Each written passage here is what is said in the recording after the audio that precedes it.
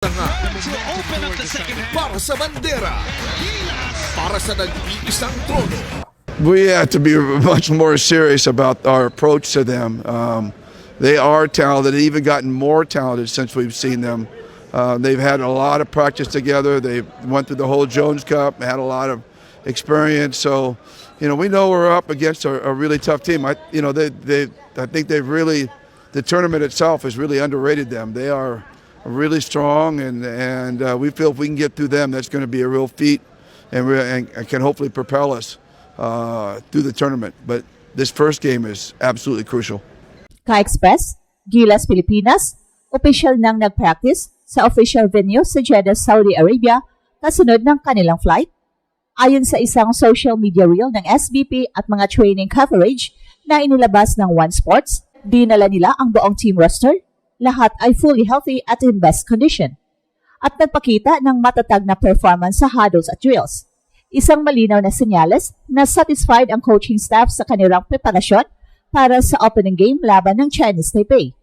Sa mga footage na lumabas, mabibilang ang energy, discipline at sistema ni Coach Tim Cone na nagbigay diin sa training camp mula sa Pilipinas hanggang Jeddah.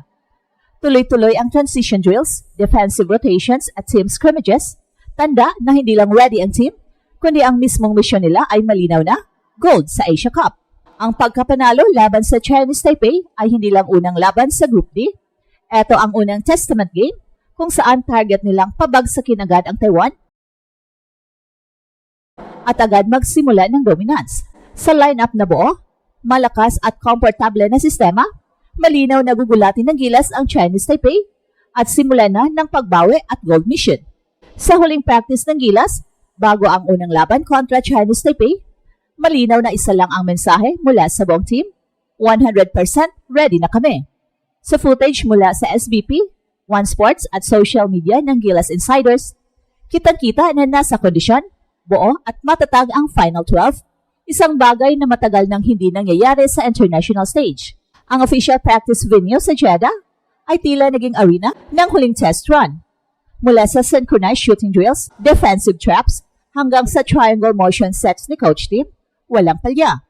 Si AJ Edo na matagal ding nawala sa Olympic qualifying tournament dahil sa kanyang injury, ay makikitang tumatalon, bumabangga at nagtutulak ng bola ng may full mobility.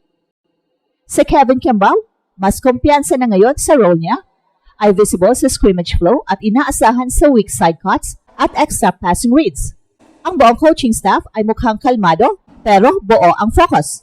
Walang signs ng kaba. Sa totoo lang, base sa body language ng mga players at coaches, mas may chemistry at tiwala na ngayon kumpara sa kahit anong window ng nakaraang taon. Mahalaga ang laban kontra Chinese Taipei, hindi lang dahil ito ang opener, kundi dahil ito ang unang pagsubok kung effective ba ang build-through continuity approach ng Gilas. Galing sila sa Olympic qualifying tournament kung saan nalampasan nila ang world number 6 Latvia. Kaya ngayon, walang dahilan para hindi magpakita ng kumpiyansa. Hindi na raw ito feeling out stage. Ito na ang simula ng paniningil. At kung pagbabasihan ang huling practice, mukhang handa ng manggulat ulit ang Gilas, this time sa buong Asia. Ang Chinese Taipei ay hindi pwedeng basta baliwalain.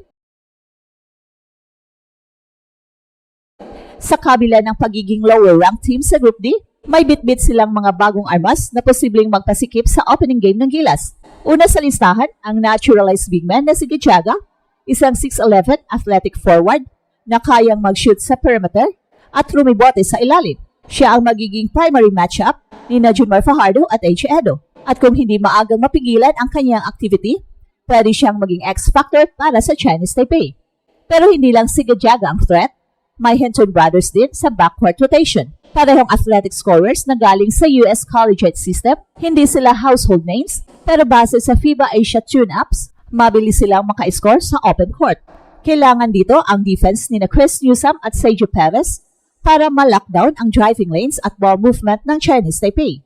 Sa papel, may offensive threat ang Chinese Taipei, pero sa system-based basketball ni Coach Tim Cone, hindi kailangang individually pigilan ang bawat scorer.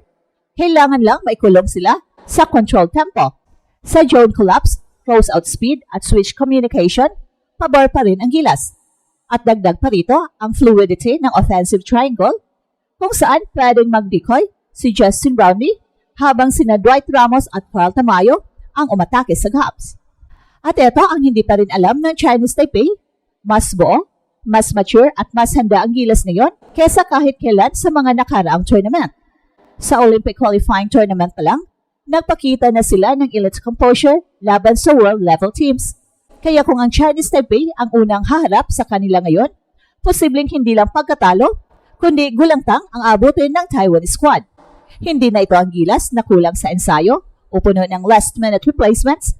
Ito na ang Gilas na pinanday ng tunay na pagsubok mula sa mga injury, kontrobersiya hanggang sa Olympic qualifying tournament,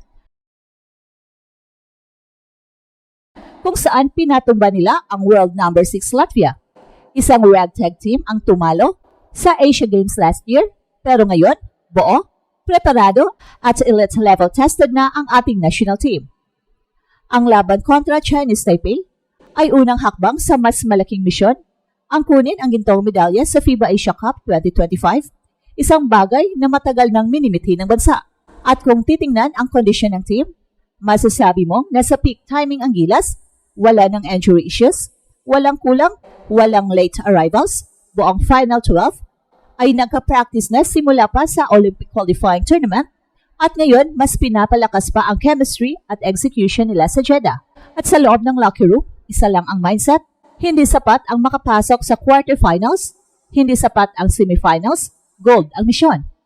Ang pagkapanalo sa Olympic game kontra Taiwan ay hindi lang mahalaga para sa standings, ito ang magsisilbing pahayag na seryoso ang Gilas sa kampanyang ito.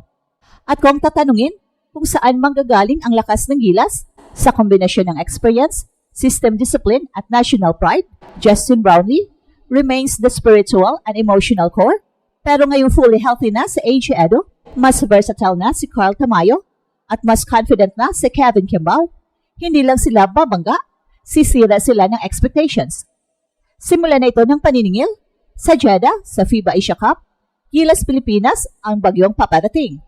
Ang Chinese Taipei ang unang tatamaan.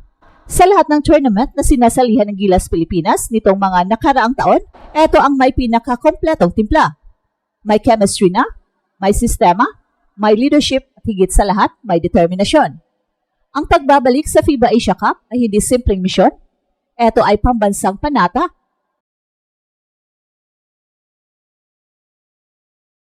na maibalik ang respeto at dangal sa international basketball. Ang opening game kontra Chinese Taipei ay hindi lang laban sa scoreboard. Ito ay laban sa duda, sa pressure at sa legacy na gustong buuin ng bagong henerasyon ng Gilas. Kung magpapakita agad sila ng composure, execution at killer instinct, magiging malinaw sa buong Asia na ang Pilipinas ang team to beat. Well, hindi pa tapos ang laban, nagsisimula pa lang. Pero sa kondisyon ng team, sa tuloy-tuloy na ensayo at sa mindset ng bawat player, mukhang handa ng tumupad ang Gilas sa pangako nitong mission, gold. At kung pagbabasihan ang performance nila mula Olympic qualifying tournament hanggang sa huling practice sa Jeddah, malinaw ang tanong ngayon, kaya ba silang pigilan? O ang buong Asia rin ba, gaya ng Latvia, ay gugulatin ng Gilas Pilipinas? At ito ang Express Info kung saan bawat kwento, ginulat ang mundo. Don't forget to like and subscribe.